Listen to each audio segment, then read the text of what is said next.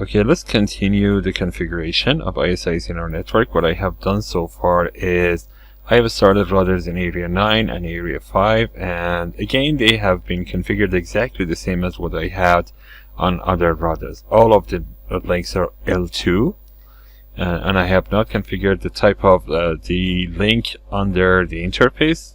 The only thing that I have is on the router I have said that they should go with L2 only.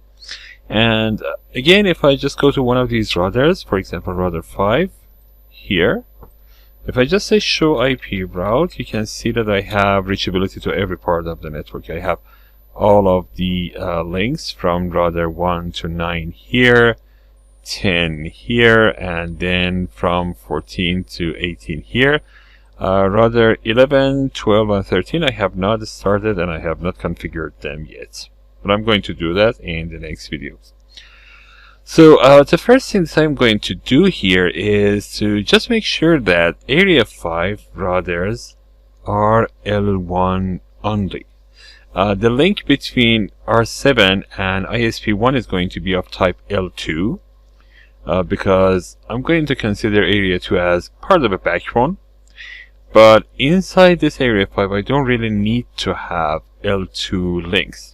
So what I'm going to do is to just go with L1 links between R7 and R5 and between R7 and R6. The same goes with R17, 19, and 18. So let's do that. Let's go to R7 first of all, and on R7, if I just say show LLDP neighbor, it's going to, I guess LLDP is not configured, so I would say feature LLDP, and of course LLDP should be on. Let's say it's LLDP run. LLDP is going to start running, and if I do the same thing on others, then LLDP is going to give me some information. So let's say that configure terminal LLDP run commit. Did I commit here? No. LLDP run on here. LLDP run commit, and then now that I have committed I can just check show LLDP neighbor and do show LLDP neighbor, and after some time I should see the list of neighbors here. Show LLDP neighbors. Okay, so I need to wait for this to populate, and after some time you can see that the first one is here and the second one is here. Okay, so I have Ethernet 2 and Ethernet 3 connected to my bridges here. I guess I should see some more information. If I just go to here, LLDP neighbor, if I just go with detail. Okay, that's going to give me some information about what router is connected to me on Ethernet 2 and Ethernet 3. So let's go to interface ETH 2, and I'm going to say IS type, ISIS, and we have circuit type here. ISIS circuit type can be of 3 different things. What I'm going to say is level 1 only. So I would say level 1 and hit enter. Level 1 and hit enter. And the same thing should go on the other link. So this was Ethernet 2. Interface Ethernet 3 is going to be level 1 only. So I'm going to commit this. The same thing should be done on the other side. Here it says ISI circuit type mismatches with the configured IS type. Why? Because I have just decided to have IS type of only level 2. So if I say do show run, and unfortunately it doesn't receive pipe because of the character set that I have on my secure CRT, but you can see here that on router ISIS I only have level 2 only. So what I'm going to do is to change this configuration a little bit. Instead of saying level 2 only, I'm going to say level 1-2 and hit enter, and now commit. This time I'm not going to receive any complaint from the router.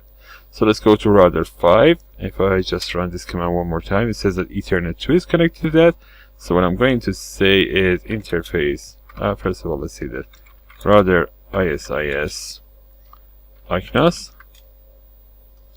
And I'm going to say IS type is going to be level 1-2. And then interface ETH2 can be configured with ISIS circuit type level 1. And then I'm going to commit this. And the same should go on router 6 as well. So router 6 is connected using Ethernet 3. So if I just go to router ISIS OcNOS and say IS-type is going to be level 1-2, and this means that I'm allowing level 1 and level 2 at the same time. Interface ETH3 now could be configured with circuit type of level 1. And then I'm going to say commit. Okay, now that I have done this, let's take a look at the information that we have here. So if I say do show IP route, now you can see that I'm not receiving anything for now. Let me just wait for some time. I need to have some kind of convergence. On router 5, do show IP route. Okay, on router 5 now I'm starting to receive the routes and convergence is happening. So what I'm seeing is I'm receiving this default route here, and instead of receiving so many LSPs from different routers, what I'm going to have is just one default route which I can use to reach to other parts of the network. But inside my area, as a matter of fact, you can see that I have reachability to 7777, after sometimes of course 6666, which is here. So you see that I have reachability to full information inside my area, but outside my area the only thing that I have is a default route. So if I try to ping, for example, 9999, this is reachable. Even if I try to ping it using my own loopback interface, this means that the other side knows about my loopback interface as well. If I go to router 9, for example, in this case, you can see that show IP route. I have full information about 5555 in my network because I am receiving this from R7. So how do I know that I am receiving this from R7? So if I just say show ISIS database, so for that specific thing, of course I do not have information inside database. I do not really know which LSP belongs to that, but I know that R7 has some information about this, and I can just receive this. And show ISIS topology, of course, tells me that R7 is here, is connected to ISP1. If I want to reach to R7, what I need to do is to go to ISP1, and the metric is 20. That is information that I can have from here. Show IP route 5555 will definitely tell me the same thing. It will say that to reach to that, what I need to do is to go to ISP1 through this link 10191, and that is reachable via Ethernet 4, exactly what you see on top of here. So configuring this as L1 is going to help me to reduce the size of database inside my area. Of course, router 7 is going to have 2 versions of databases. So this means that router 7 should be a little stronger than router 5 and router 6. Let's do the same thing on this part of the network. I'm going to go to router 17, and I'm going to say Ethernet 2 and 3 are of type L1. So on R17, I need to go to router ISIS OcNOS. I'm going to say IS type is going to be level 1-2, and interface ETH2 is going to have ISIS circuit type of level 1, and interface ETH3, of course, is going to be the same thing. So let's commit this, and then do the same thing on router 19. If I just go to router 19, configure terminal, router ISIS OcNOS, and IS type is level 1 and 2, interface EAT 2, ISIS circuit type is going to be level 1, interface EAT 1, the same thing.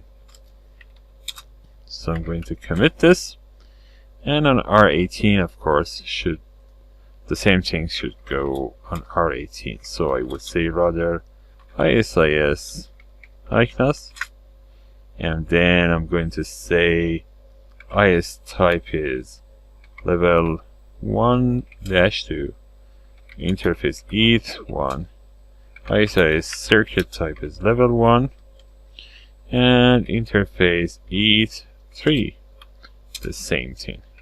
So I'm going to commit this configuration. So what has happened? R17 and R19 are configured as, now the default configuration of course goes on their ISIS configuration, IS type level 1 and 2. These links between R19 and R17 and ISP3, they are of type level 2, which means that now R19 is going to be considered as ABR, area border router.